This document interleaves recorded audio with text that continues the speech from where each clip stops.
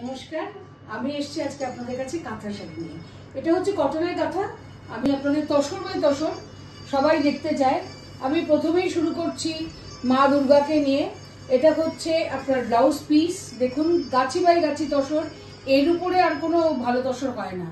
অতএব গাছে বাই গাছি তসরে করে এলো শাড়িগুলো। জানেন আমি ওয়েট করে থাকি কবে আসবে।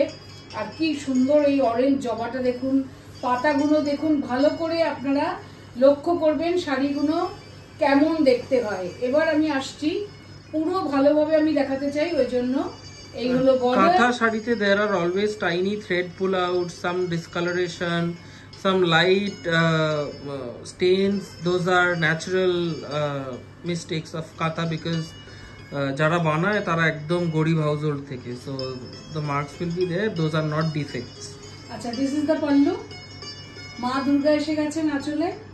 প্রচুর লোকে এই শাড়ি চায় আমার কাছে। ক্যাপশনে থাকবে প্রাইস।